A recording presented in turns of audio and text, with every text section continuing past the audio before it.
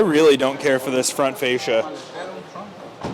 So in order to open the door, you gotta press this, and then you can grab it. I like the fake physical volume knob. If you don't know how it works, it's basically like an attached piece of plastic that has touch-sensitive fingers that basically touch the touchscreen to operate it and make it feel like it's a physical volume knob. So that's a neat touch. Man, I would drive the heck out of this in the low 40s range. I'd be all about it. I don't like that the touchscreen is flat in there. It's not angled toward the driver at all. Yeah. Like, I don't care for that. Jason Camisa has a video where he basically has a red Mach-E and then he put red duct tape on the black parts to make it show you like what it actually looks like. But yeah, those black lines are there are basically to trick you into making it look like it's a faster back. That is so smart. Yeah.